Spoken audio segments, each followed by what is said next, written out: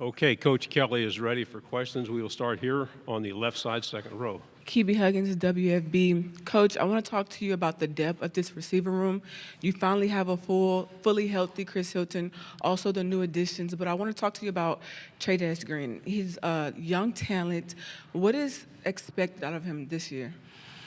Well, continue his development. As you know, he came on as a true freshman last year, showed his ability clearly, especially in the red zone. We want him to be an every down tight end. So that means you've got to block in line, you've got to be physical, because I think we've already seen his gifts as a wide receiver tight end. But now it's maybe some of the dirty work, if you will, where he's got to get his hand in the dirt and get after some people at the line of scrimmage. So, and he's done a great job. I mean, physically, he's more developed, he's stronger. He's had he had a few days where he was dehydrated. It gets a little hot in Louisiana in the summer. But other than that, he has made incredible progress. So we're looking for him to have a great year for us. Right side, first row, then pass it to your right. Tyler Crumis, 24/7 Sports. Brian, seems like your teams and against Ole Miss have kind of been like a firework kind of matchup right till the end. Just what do you look back on at last year, and how do you look at the matchup this year? Well, when I think of the Ole Miss games, I think of we all want to play better defense. They've been great offensive games, right? I mean, we made an incredible comeback and won that game in overtime. The year before, it was a track meet. It's a game that our fan base loves to play against Ole Miss.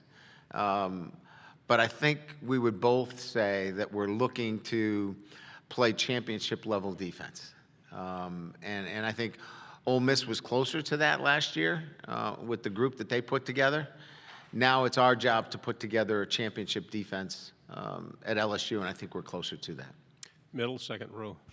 Hey, Coach. Michael Brawner, WNSP in Mobile. You've had the opportunity to coach against Alabama now 3 times. It's obviously one of the biggest rivalries in the conference, but there's also been 2 different coaches. How has that changed going to prepare against Alabama from a Nick Saban coach team to a Kalen DeBoer coach team? Well, look, I've played him 5 times because I played him twice at Notre Dame, and the one characteristic is physicality in the trenches. Alabama has been the most physical team that I've gone against as a head coach. They showed that and displayed that against us last year. That's why it was so important for us to upgrade there, especially on the defensive line. We felt like we got pushed around a little bit. So I would say there's some great similarities to Coach Saban's teams and Coach DeBoer's in that they recognize that this game is still one up front, and Alabama recognizes that.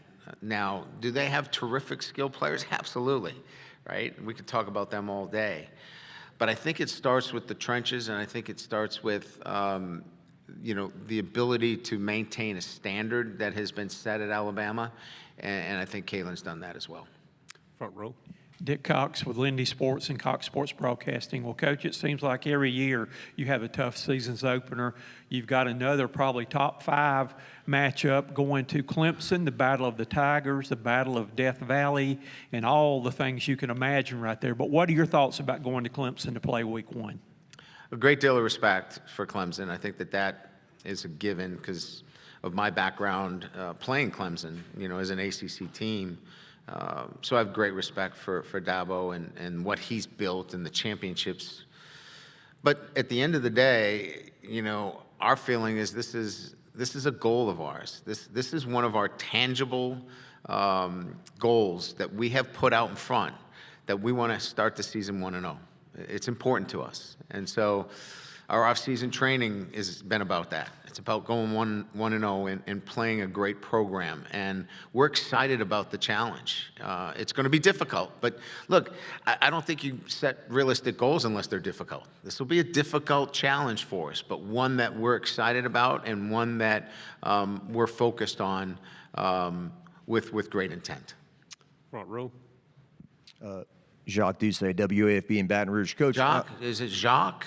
Like Cousteau. Yeah. Jacques. Yes. How you doing, Jack? Good. How are you? I'm doing great. How's the handicap? You know what? I had other things to do in the month of June, and July can't. It goes quickly. Yeah. Well, you've had a good week. Garrett Nussmeier. Yep. He's not a hired gun. It's not like you threw a bunch of money. Hey, come play for us. He loves LSU. He grew up in it. Just what does that mean when you're the face of your team and your leader is that guy? He represents LSU. He represents the state of Louisiana. I mean, he is our guy. I mean, he's waited for this opportunity. He loves LSU. And so you want to follow a guy like that because he's got all the things that you're looking for in a player. Committed, passionate, focused. He's got leadership ability. And he can whip the ball around the yard when you need to. Now, the thing that he brings to the table, as I've said in many of these settings, experience is the best teacher, and he's got experience, and he's got some adversity that he had to overcome along the way. I will take that kind of quarterback anytime in the SEC, because when you go on the road, when you start with Death Valley, you bring a freshman into Death Valley, you better be ready for the backup to get in there too. That's my point, is that experience and a guy that has the traits that represent LSU is our starting quarterback. How cool is that? Right side, second row. Hey, Brian. Alex Byington on 3. 2 questions for you real quick. With Garrett, Arch, Lenoris is here today. Can you just speak to the level of quarterback play in the SEC this year? It seems it's been a few years since they've had the kind of that, I think there's 5 among the Heisman favorites kind of thing right now. Again, it doesn't surprise me. You're going to get that in the SEC each and every year. And we didn't mention some other guys that are pretty darn good quarterbacks that are coming back as well. It's the nature of what you expect that you're going to get in the SEC. And they're all, the 3 that you mentioned, are all distinctly different. And that's even a better trait for your conference, that they don't all look the same. And each one of them brings an asset to their teams that you build around. We've built our offense around Garrett Nussmeier in terms of what he can do. Why wouldn't you? Next year, we might have a triple option quarterback. We'll build a triple option for him. But Nussmeier and the quarterbacks that you mentioned, each one of their coaches is building their offense around him. And second question, Witt, Harold, both 2 guys coming off injuries. Just what does that linebacker group, especially that first team, have to prove right now? You have some highly rated guys like Harold, and what do they got to prove this year? Well, anytime you have an injury that shortens your year, and look, Harold had to make the ultimate commitment. Do I go to the NFL or do I come back? And he made that choice. We didn't make it for him. We gave him the data and the information, and he looked through it and made the best decision for him, and he felt like it was to come back. Now, you don't come back unless you have the expectations that you're going to be a dominant player. He's got the ability to do so, and I think we're helping ourselves as a team by moving him to an outside backer position, and we're helping him because I think that that's his next stop at the NFL. As it relates to Witt, Witt is our passion. He is our guy that is locked in every workout, every training session. I mean, you have a high energy coach at every player workout. That's just the way he is wrapped. That's his DNA.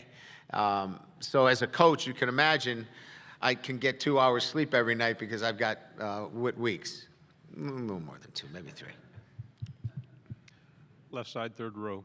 Tyler Shaw with KBTX and College Station. Donovan Green, an incoming transfer tight end. Kind of what have you seen from him so far early on? What are kind of your expectations for him? Pleasant surprise is how I would characterize his addition. As you know, he played as a true freshman at A&M and then suffered a very difficult injury that really put him in a tough position to really find his footing at A&M. And he says nothing but great things about the staff and how he was treated there. This was just a fresh start for him. And for us, We bring a mature veteran player that has had some success when healthy. And we're seeing that version of him right now in our program. Middle, fifth row. Dan Peck, ESPN 106.7 in Auburn. Dan Peck, coach. Eventful offseason for college football. Yeah. Your level of confidence that the new rules can be enforced and the biggest challenges that you think the industry is going to face. Yeah, I mean, I'm excited about where we're moving. I mean, we're in the early stages of this, so there's going to be some iterations along the way that we're going to have to look to address, improve. But I think if we operate with transparency, if we do a great job with consistency in how we apply things on a day-to-day basis, and great communication, because we're all entering this in for the first time. We haven't all figured this out yet. But I'm excited about it. I mean, I want to share the revenue with the players. I want them to have a great experience where they can now fly in their families to watch them play and have a place to stay and have transportation and have those kinds of things. Look, the salary cap this year is close to $280 million in the NFL. We're going to be about $13 million. We're short money, but we're not short of sharing the experiences that the student athlete can have with this model. So I'm excited about it. Now, it's got to start with us, though, too. Coaches, those that represent the universities, we can't be looking for shortcuts and trying to get around the model. Let's embrace the model with integrity and morality, and let's help build this thing, because I think we're moving in the right direction. Let's not mess it up. Final two questions right here and then on the end. Hey, Coach. Jada Ferris with WAFB in Baton Rouge, Oh, right I'm here. sorry. Yeah. When you have 14 guys who played in the bowl game, who kind of know the expectation coming back, and then how much does that help when you're trying to bring in new guys like Barian Brown and DJ Pickett? Well, it's absolutely crucial to have an established culture within your program. A culture is just the same way as saying, what are the standards that are acceptable, and what standards do you live by on a day-to-day basis within your program? So when you have veterans that have been in there, the Whit Weekses and the Garrett Nussmeyers and the Bo Bordelons, those guys that epitomize that and hold people accountable, you can bring in transfers because they easily assimilate because everybody's doing the same thing. So they would be outside the lines, or under the line, if you will, if they didn't. So having those guys back is extremely important. Having leaders that hold our players accountable, and especially transfers that can now come in and assimilate to the culture, that means everything. Final question on the right. Hey, Coach. Carmine Jammet with Fox Carolina.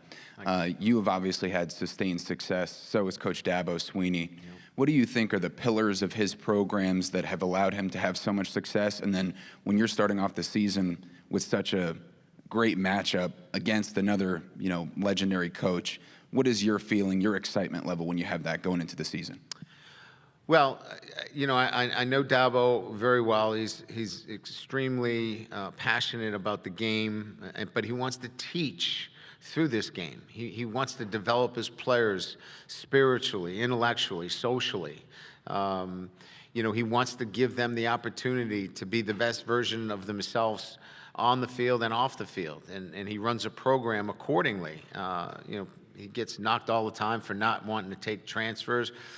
That's not really at the heart of it. He's not bringing anybody that doesn't have the right fit, right? And we all know what that means, right? You might have the skills, but you might not fit the culture. And he's developed a winning culture there, and I respect him for what he's done.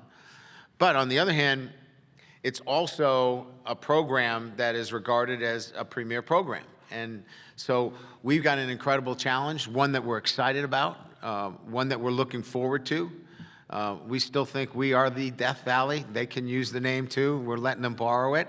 But I would say at the end of the day, it's about the respect that I have for him and what he's developed in his program, and then maintaining that, consistently year in and year out. Coach, thank you Great. very much. Thank you. Appreciate it.